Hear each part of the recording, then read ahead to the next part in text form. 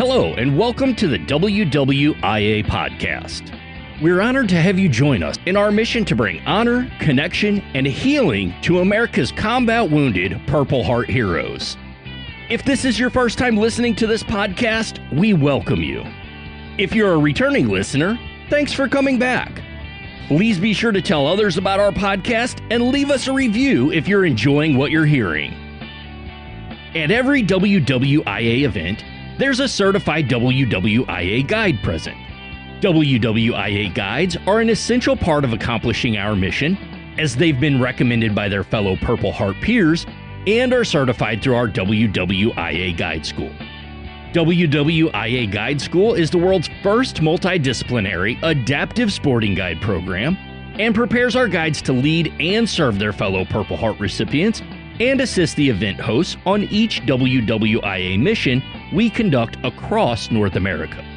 On today's episode of the WWIA Podcast, WWIA Founder and CEO John McDaniel is honored to welcome Purple Heart hero and WWIA Guide-Gabe Fierros to the program. Gabe, along with his wife and son, reside in Long Pond, Pennsylvania. Gabe joined the Army after high school and was deployed to Iraq 3 times during his service. After being medically retired from the Army, Gabe worked in Anchorage, Alaska as a contractor for the Army. He later relocated to Northeast Pennsylvania and took a federal position with Tobyhanna Army Depot, where he continues his career. Gabe initially heard about WWIA from one of the guys in his unit and soon after attended his first duck hunting event in southwestern Ohio. He found it both relaxing and cathartic to be around like-minded people who understood his experiences and found that the camaraderie and experience was just what he needed. Gabe now proudly leads WWIA events as a guide and enjoys giving back to his fellow combat-wounded warriors. We hope you enjoy getting to know Gabe and hearing more about his story. Let's join the conversation with John and Gabe now.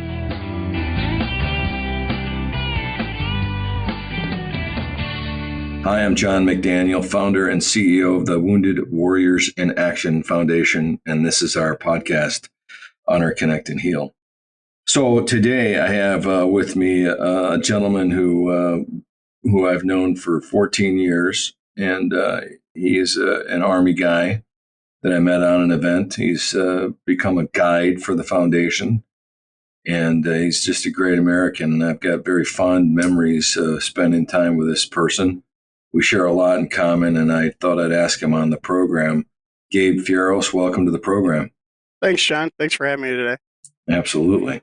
So I'm looking at Gabe, and because you guys can't see, but we see each other by the modern miracles of technology through our podcast thing here. But Gabe's got a big old honking Jeremiah Johnson beard going there. He's wearing his WWI ball cap, and he's actually at Tobyhanna. He's in Tobyhanna, Pennsylvania at the Army Depot there, taking a little break from work to chat with us. But you hail from Pennsylvania. Is that's where you live, Gabe? That's currently where I live. I was born and raised in Ringgold, Illinois, which is North Illinois, about 90 minutes north of Chicago, Okay. about 20 minutes from the Wisconsin border. Wow, I didn't know that. Yeah. Yeah, I didn't know. Well, we share that too. I wasn't born and raised in Illinois, but my parents moved from. I was born in East Lansing, Michigan, and then we moved to the suburbs of Chicago, so Palatine, Illinois, and Yep. I grew up there for many years until about the 6th or 7th grade. We moved to Oshkosh, Wisconsin. So yeah, we share that in common as well. Cool. So. All right, so let's just talk about your service real quick. You were in the Army, so tell us a little bit about your, you joined the Army, and take us up to the point where you go to combat, and then we'll take a quick tactical pause because I do want to chat about your Purple Heart. So tell us your Army story, Gabe. I'd love to hear it. So my Army story started in June of 1998. Joined the Army as a heavy-wheeled vehicle mechanic. I don't know if you knew that. I did not know that. Yeah. So I did that. I went to South Carolina, Jackson for AIT. Shortly, first station was Korea. Mm-hmm.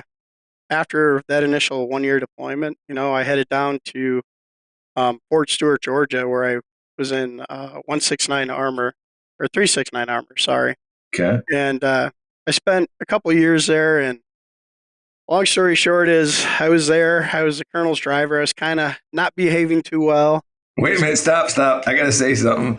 Man. We're both smiling at each other like a fox eating yellow jackets. I stole that from Jake Whitby, by the way. But anyway, so, the fact that first off, you're mechanically inclined. I didn't really know that, but now that I do, I may ask you a lot of questions about that. But so that's really cool. But you were also would you say the CO's driver?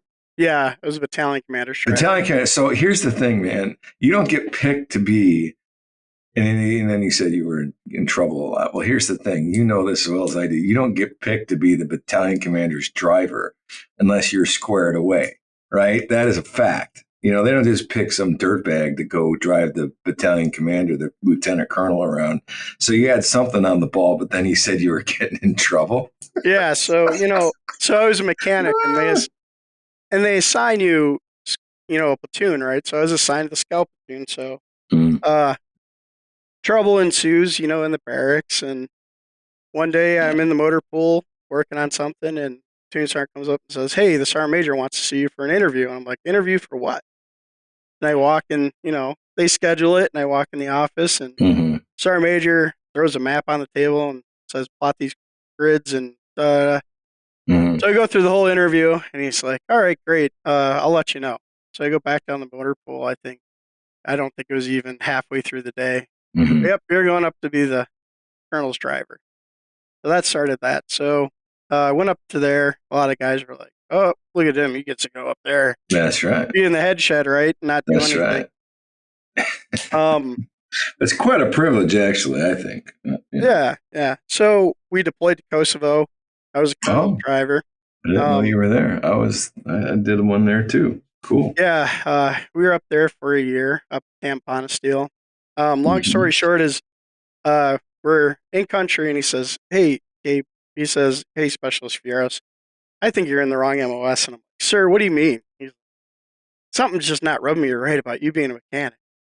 He's like, "You need to be an infantryman." There you go. And I was like, "What, sir?" I'm like, "You're out of your mind." Like, no way. So good judge of character, I might add. Yeah. So about we come back off of deployment from Kosovo, and I'm hit that re-enlistment window, and they sent me the re-enlistment NCO, and he's like, "Hey, you get a bonus if you go to infantry." And I was already in E4P, so I went to PLDC, which I don't know what they call it now. Yeah, I know what that is. Oh. Yeah, so head down there, re-enlist, go to infantry school. I had to go back to Benning for 7 weeks. Benning School for Boys. Yeah, Benning School for Boys, right? So you can just imagine E4P showing up to Benning. You have unit patches. You already have awards on your uniform. And, right. You forget about all this stuff that happens at basic training. And I can remember the first time the drill sergeant's meeting us, and I'm like, "Hey, Sergeant." And he's like, the desk there. And he goes, "What the beep?" Split it, not very kind words after that, but so still. Because why? Because you just said, "Hey, Sergeant." Yeah. So they work hard for that badge. So right, we understood, and we picked it up. It should have been Drill Sergeant. Correct. It should have been Good Morning. It should have been Good Morning, Drill Sergeant, or Good Afternoon, Drill Sergeant. Yeah. Right. Yep. Okay. Cool. Well, interesting. Interesting. And then so you that's what you did. You changed MOSs and you became an infantryman. Is that when you landed in Alaska to that 501st? No, so actually I went to Fort Bragg first. 82nd Airborne. Yeah. They sent you. Wow, that's unusual. They sent you. My bonus was for infantry, airborne, Fort Bragg. Oh, so you knew you were going to the 82nd. Yeah. And falling out of perfectly good planes. That's correct. Did you already have your airborne wings at the time? No, I went right after I completed infantry school. Oh. All right, so I got to ask you, man. Now the story goes on, right? But was your boss right? He was right. He was right. See, Yeah, he was they right. can tell. Absolutely. I can tell too, man. It's like I can tell. Like inside of every, you say, inside of every good Marine is an Army guy waiting to get out. My Marine buddies love that. But anyway, I digress. You know, it's like inside of every good mechanic is an infantryman dying to get out. Right? That's the thing. Yeah, absolutely. Yeah, you know, but you can tell when somebody's got that. You know, that I don't know, je ne sais quoi, as the French might say, hard to put your finger on it. But you know, an infantryman, if he has the mettle to be an infantryman, you're like, yeah, I don't know what you're doing. You know, as a wrench, you need to be an infantryman. You know, I can just see it because he liked you. You know, and you were a good soldier. I guarantee that's what it was. You might be real humble about it, but I can guarantee that's what it was. Because, yeah. So anyway, was he an infantry guy? No, he was an armor guy. Holy cow! And he said you should be an infantryman. That is quite a compliment. Okay, very good. So you go to the 82nd. What happens next? So that's about 2002, right? So I walk into my first unit, which was 3rd Battalion 325, which is no longer there, but I was in Charlie Company. And first week they're out in the field. I get there, they're like, "Hey, by the way, Sergeant Fierros, pack your stuff up. We're doing trench clearing for the week." Yeah. So I walk in, I think it was like a Thursday, and they were coming back Sunday. So quick introduction to trench clearing. And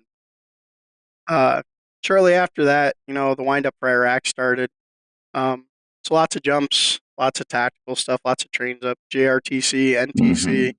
Did you fit in? Was it hard for you to fit in? Because, you know, the 82nd, there's a lot of nepotism. I never served in the 82nd.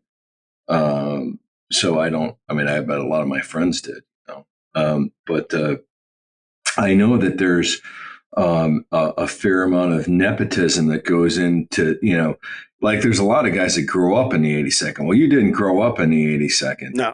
You got transported to, you know, to there through, you know, divine intervention. But did you find it difficult to integrate into the 82nd after you went through this training and got reblued as an infantry guy?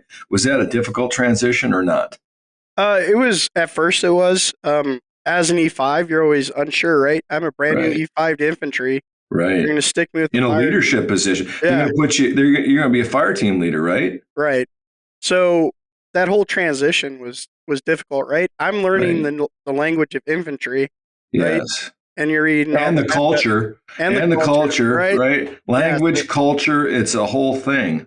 Yep. So I would say, and in my squad leader at the time, I said, "Hey, Sergeant AB was his name," and I'm like, "Hey, look, I came from a mechanic background. Like, I'm an NCO, brand new, have no infantry experience." He's like, "Don't worry about it." He throws me a stack of manuals and says, "Start looking, start reading, start gaining information." Right. Perfect. There was never a question from any of my guys whether or not I could lead. It was just learning the information fast enough to put it into practice. Right. So, wow, you know, and that's great. And now, so let me ask you this: but did you grow up hunting and fishing? I grew up fishing, not so much hunting. Really? Okay. Interesting. Because what I find is, and I always found, you know, as a career infantry dude, you know, I always found that the soldiers that I had that were, you know, sportsmen, outdoor sportsmen, hunting, fishing kind of guys, you know, took to that line of work, you know, quite well. You know, I mean, you're always in the outdoors. You know, you're doing something, you know, in the field, and a lot of guys that like to, you know, the outdoors gravitate towards the infantry or the Army in general, but more so the infantry and those units that spend a lot of time in the field. I was just curious. Okay, so all right, we're at the 82nd Airborne, and then take us to Alaska. You go from there to Alaska? Is that what happened? Or did you go from there? Did you get hurt when you were with the 82nd? So first. So we deployed for the invasion of Iraq with the 82nd. So sometime in that deployment, probably somewhere about halfway through, we were doing some riot control on one of the main supply highways, and you know, we're waiting for the MPs to come. We just come off patrol from being in the green zone, and they said, "Hey, by the way, there's people blocking the highway for supplies. Let's go try to push them out. So they send the whole company out. Things ensue. Helicopters start dusting the people, try to move them off the road. During that whole process, something came in the air, and there was a big boom. And I remember falling to the ground and being like, "Okay, I don't feel anything wrong." So I try to stand up, and I just fall to the ground. And I'm like, "Huh, what happened? I don't see anything. I'm not bleeding right away." And so I'm like, "Can't stand up." I look down at my right leg, and there's a hole in it. And so it's not a very big hole. You probably stick your pinky finger in it. What time? What year is this? What day? This is tail end of 03. So we're going into okay. Things are getting cranked up pretty good. Yeah, things are getting cranked up. Yeah, by 05, it's a shit show. Yeah. But 03, the drum beat's happening, right? Yeah. Okay, so go on. I'm sorry I interrupted you. No, so they realize I'm hit, so we get in the back of the Humvee. What is this, a gunshot wound? Is this shrapnel? What is this? No, it's shrapnel. So a couple other guys got hurt. This is all going on. They throw us in a Humvee, and infantry guys, when you're in a bad situation and you're all stuck in the back of this truck, you start picking on each other, right?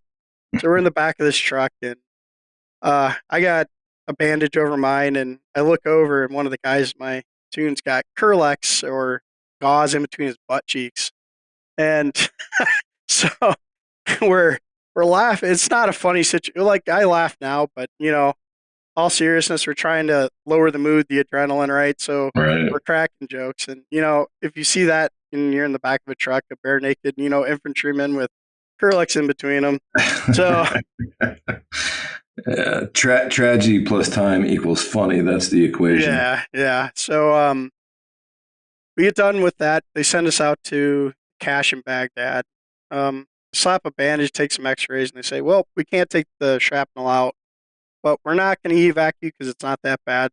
We don't think it's that bad. So they send me back to the FOB, or a little company FOB, and I pull guard duty for about 30 days until I'm probably about able to walk on patrol again. So, wow. And then we completed. I think that tour ended in February of 2004 on Valentine's Day. Wow, there you go. Well, God bless you. I say it doesn't. It can always be worse, right? I mean, that's the thing. Is like, you're essentially returned to duty to get you back from theater, which is great, all things considered, because that thing could have hit you in the temple, and then you wouldn't be here. Right. So anyway, well, wow, I appreciate you sharing that story with us. So you go from the 82nd, eventually that deployment ends. I'm trying to get to Alaska because when I first met you in 2010, I think it was, we were hunting in Ohio, right? With Right.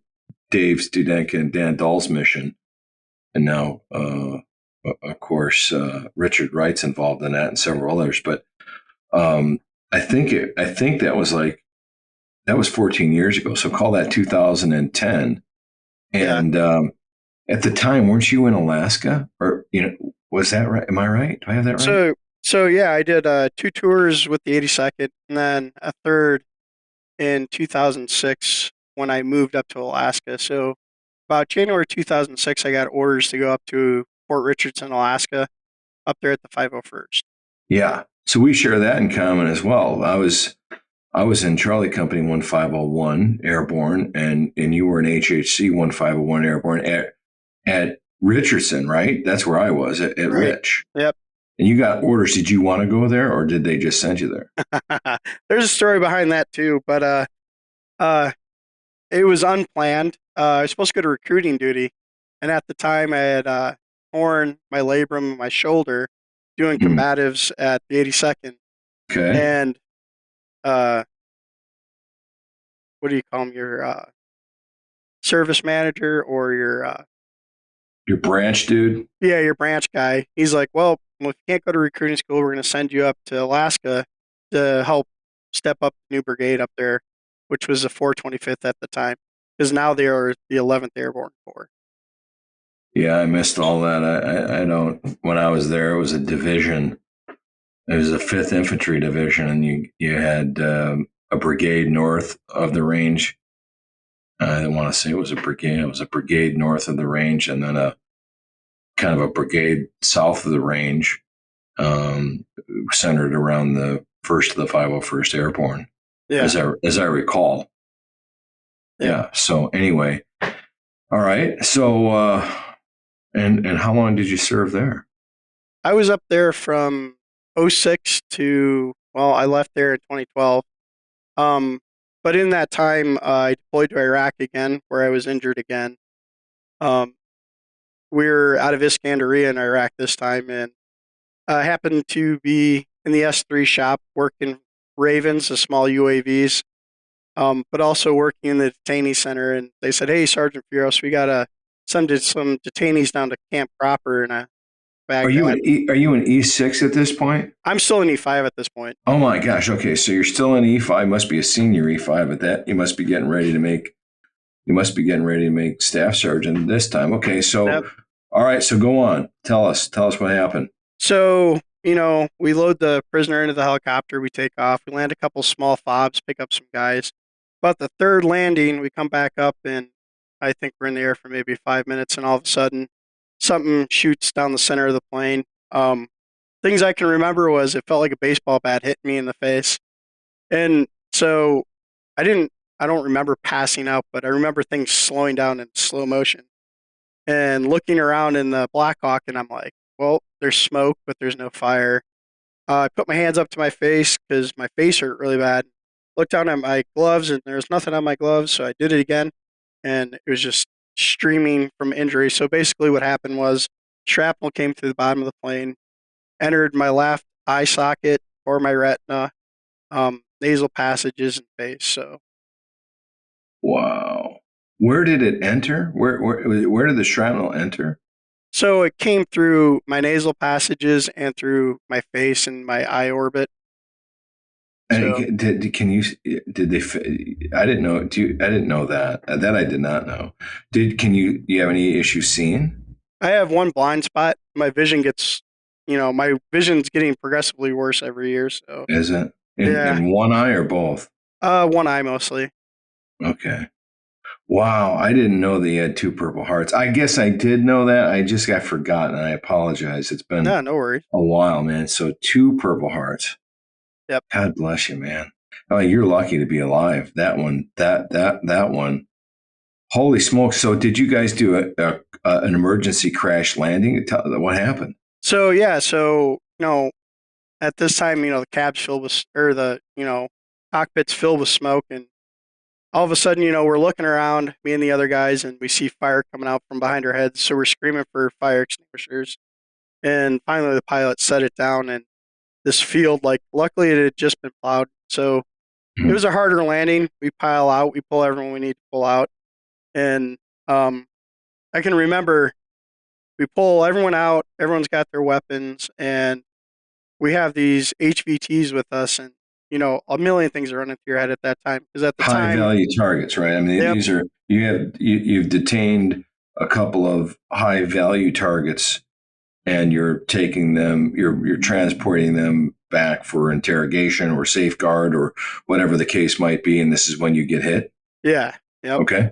So, helicopter's on fire. We're in this field setting up security, and at that time, that's when all that crazy beheading and capturing was going on.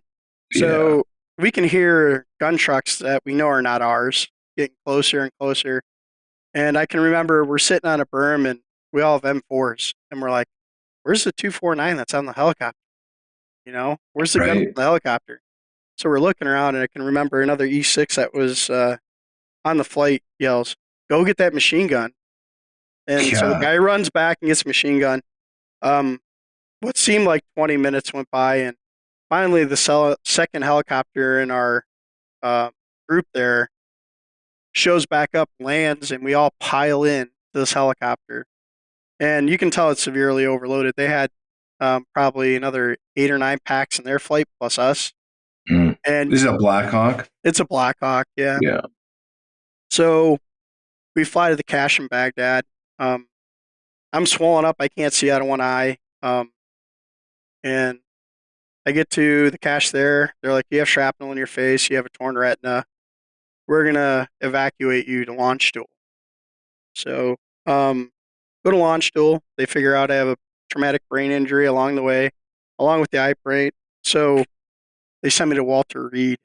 So I end up at Walter Reed for 7 months.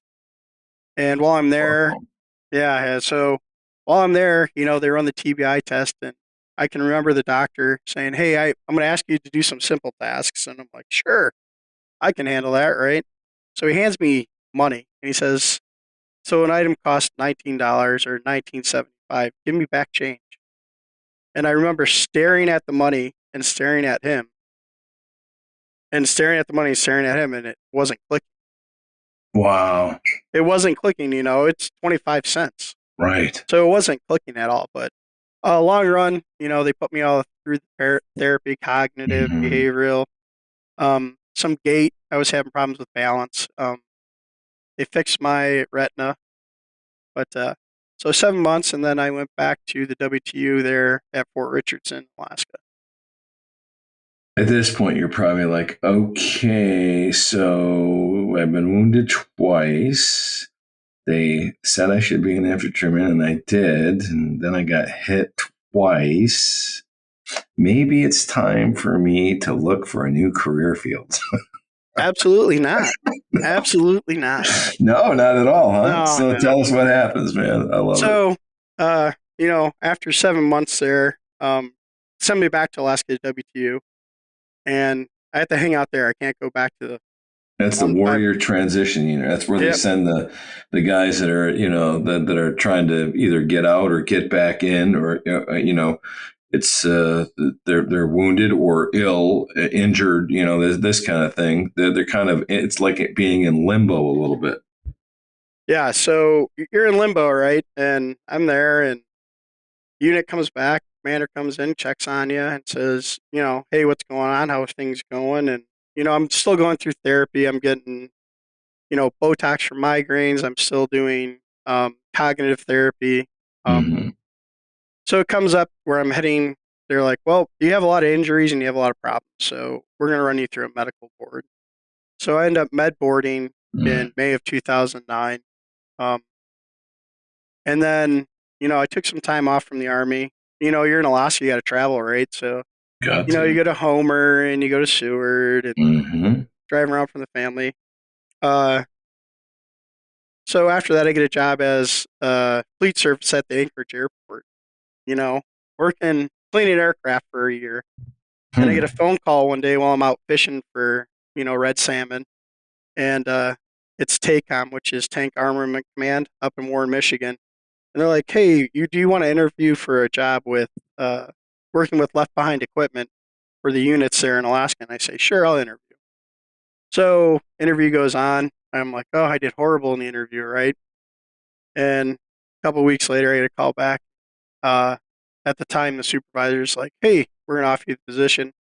So I was a contractor in Alaska up until 2012. And then I applied for a job at Tobyhanna Army Depot as a quality control inspector. Wow. Yeah, so when you get med boarded, they basically, the Army's saying to you, hey, listen, we're going to put you through a medical board, and we're going to determine, the medical board's going to determine whether or not you're fit or capable of continuing your service. And if you are, you get to go back to the service if you want, I guess. And if your enlistment's not up. But the other option is you are found unfit or not capable of performing your duties as assigned, or in some cases, no duties whatsoever because of the nature of your injuries or wounds. And then they separate you from the service. Isn't that how that works? Yeah. So when I went through my med board, I applied for COAD, which is continuation on active duty. So you submit your packet up to the big Army, and they make a decision on whether or not we can reclass you or we can send you somewhere. During that process, it kind of slows down. It goes up to this hole in Big Army, and I was getting itchy. I was a little bit worried about what was going on because I didn't heard anything, and I'm calling the contact number for this program, and the med board's like, you need to make a decision, right? You need to figure out what's going on. So I'm like, well, just med board, right? Because at this time I'm on a lot of medications. At the time I probably wasn't thinking right, Right. I kind of lost that whole, I'm going to fight for this because I really want to do this. And I said, you know what, I'm going to cut strings right here. So they med board me. I'm 70% temporary retired from the Army. So they retired me out of Fort Richardson, and I, a couple of years there at Fort Rich as a, civilian, and then as a contractor for the Army. Mm-hmm. Wow. So I think we met, like I said earlier, we met in Ohio, and then we hunted ducks together, and I thought to myself, I was just going to be honest with you, say, I like this guy. He's kind of quiet. He's very observant. He's got a great personality, easy to be around. And I absolutely enjoyed meeting you and spending time with you in Ohio. And then I think I either asked you or because at the time, that time frame, 12 years ago or whatever it was, I think I was the guy doing the assignments. I was the guy. Yeah, I was the guy calling people up, going, "Hey, man, you want to go on another event?" Sort of thing. And so I think I this opportunity in Washington came by, and I think I called you up, and I was like, hey, if I'm going to have to go on this event, this is how I was thinking. How it all started. And Jake, of course, was part of the first wave of guys who I identified as being dudes I liked, that I knew would perform well in this space. And that was the foundation for the guide school that we ultimately started, that you went through and have graduated from. And so it was, for me, it was like easy math. Like, I'm not going to pick somebody I don't like to go on an event with me, for 4 or 5 days, sleep in a bunk, in close proximity, and all of this. I'm like, I'm an Army guy. I'm going to pick the dudes I like. I think are cool dudes. And so we went up to Washington together, and I remember we stayed in a Quonset hut or some sort. Remember that? Yeah, I do. That was it was a small cabin just off Skagit River? That's right. Yeah. Skagit. Yeah, Skagit. Somebody, maybe they say Skagit. I don't know.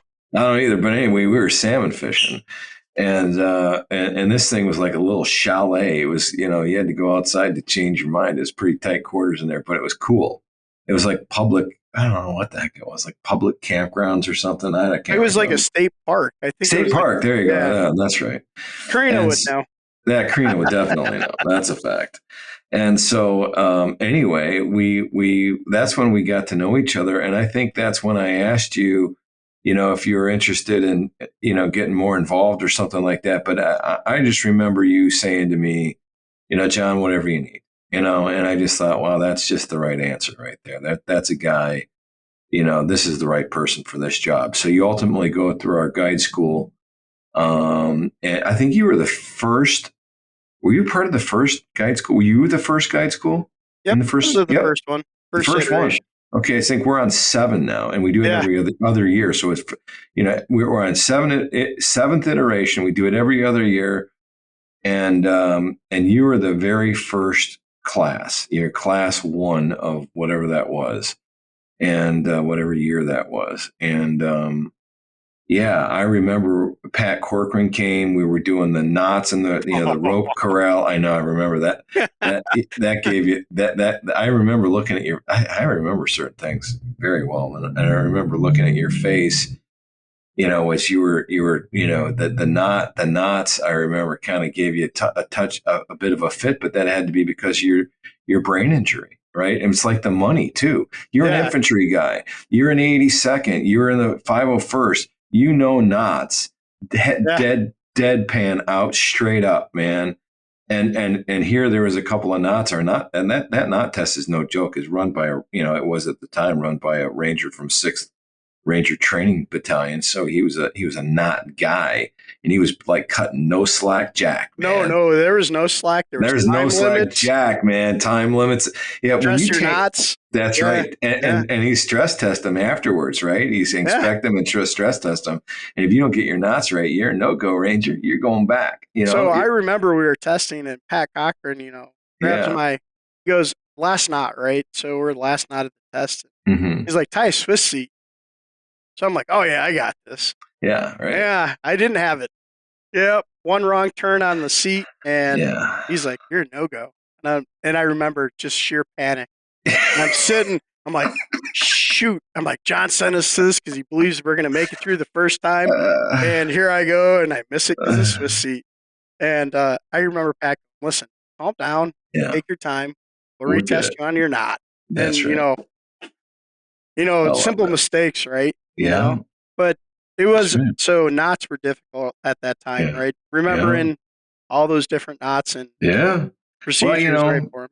I tell you what, man, I'm just so proud of you and all guys like you that we created a school, the Guide School. It's not an easy school. You go through the WWIA Guide School. I don't want to say it's not like a gut check like Ranger School. We don't do that, but we have to you take tests. You get trained on a certain material. You take a test. You hands on. Knots is one of them. And it's one of those things. We learn a lot about people. When you put them under a little bit of stress. Now we're not trying to put you in any more stress. You don't need any more stress in your life. That's not what it's designed to do. But it is a gradable thing.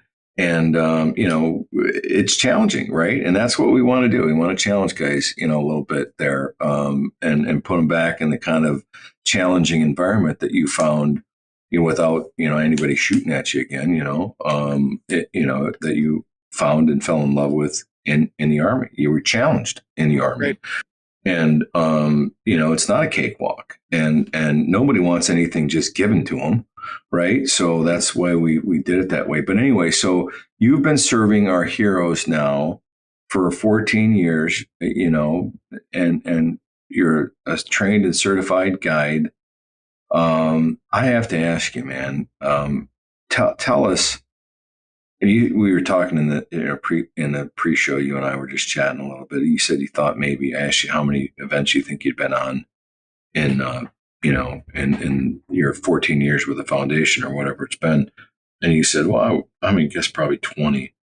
So, you've formed, so in 20, if there's an average of 4 dudes on every event that you don't know on average, sometimes more, sometimes less, but, let's just say it's 4 on average. And we're 5. You've been on events and led over 100 combat wounded Purple Heart recipients in the field environment as a WWIA guide. So in that process, you've formed some opinions. You've got a perspective that few people do. You're continuing to serve in a very unique capacity, helping these veterans, with their challenges. You are the guide, our guides, plural, the foundation's guides are the critical link between the heroes we serve, the hosts that put on these events, and the foundation. You're at the center of all of that. And it's the most critical position that we have. It really is. I'll someday, in a few years be gone and this thing's going to carry on. And the weight of the guides, the importance of the guides is just going to continue to strengthen because you really are that critical link, right? And so I got to hear from you. Tell us about, your experience with the foundation as a guide. What's it mean to you? And what kind of observations do you have about this work? So as a guide, first of all, attending the event as a hero, right? You never know what to expect. And when I had my first event from foundation, right, which was a duck hunt. Never duck hunted in my life. I was always, fishing, panfish, bluegill, bass. That first duck hunt, and I was like, wow, this is awesome. I remember laying in that blind, and you said you had a picture, right? And I remember that morning, and it was 2 minutes before shoot, and all those ducks got off that gravel pit. And they were right in our face, Hundreds of ducks. In our face, and we didn't get to shoot them, did we? Yeah. So, that hunt. Like 2 minutes before shooting light. Yeah. No, I'm telling you what, I never forget that either. I mean, it was 2 minutes, because usually you'll hear the guide, because there's game wardens out there, and they're listening. They got their watch out. You pop off 2 minutes before shooting light and kill a bunch of ducks, guess who's going to pay you a visit? That's right. Yep, absolutely. So anyway, go on. I didn't mean to interrupt you, but I absolutely remember that. So, I went on that hunt, and I was thinking, man, this is a great program. You guys took care of us. We didn't have to worry about anything. Everything we were, was smooth, right? Mm-hmm. And I thought, oh, this is great, Event ended, went back home, and I go, ooh, man, I got to, tell some other people about this. I had such a great experience. And, time went on, and I was like, all right, I would every once in a while at the time, Facebook was just starting. You'd see a couple things here or there. And I remember you called me for the Washington State, and you say, hey, I can't find anyone. Would you be willing to go? So this is my first week at Tobyhanna, and my supervisor goes, what are you doing? I'm like, I'm part of a, veterans group that takes Purple Heart recipients on these hunts and fishing events. And he's like, just go. He's like, have out. Oh, what a cool So, dude. I remember, I think it was like 2 or 3 days before the event. I can't remember what happened to spur such a quick thing, but as a guide, the way you organize it, you make it so seamless for the guides and the hosts. The op order, right, is a big part of everything we do. It tells you where to be, when to be there, how to get there, what to bring, what not to bring. Right. It means a lot. It means, I was struggling in a place where I didn't know who to talk to, right? You kind of shut down, you get out, and you lose that sense of camaraderie, and you're like, what am I going to do? What am I going to do with myself? Nobody understands really what's going on. Yeah. And that's what the foundation did for me, I was able to be there with like-minded people that understood what things that happen over there and the things that you go through. We're not all the same story, but similar incidents, right? So for me, it gave me a sense of pride, that sense of being back in the small unit. And I think, what we're doing currently with these smaller groups and keeping it that way is the best thing you can do for the foundation. It really works, and you can really see these guys bonding in just 3 or 4 days. And usually by the end of the first night, they're pretty much, already bonding as they're already snapped in, aren't they? Yeah. Well, I appreciate that. Your opinion means a lot to me, and we've tinkered with the formula for, we did at least when we were starting out in the first few years. But today it's pretty much a standard, deal, and I think, and I've always thought that the small group of, not to exceed, say, 6 to 8, and preferably, right around 6, because that is a very manageable span of control for one guide, one guide and 5 heroes, one guide and 4 heroes. That's the size of a fire team. You were a fire team leader. And that's critical because you guys are used to that. And so are they. That is the the squad is the fundamental fighting unit, but a squad is comprised of 2 fire teams. You got a sergeant E6 in charge of a squad, and you got 2 E5s or, E4 promotable in charge of a team. 2 teams equal a squad. It's perfect. It's just the right answer, and so we do have events that go beyond that, but we always throw in 2 guides so that it breaks up into basically 2 teams, a squad of guys.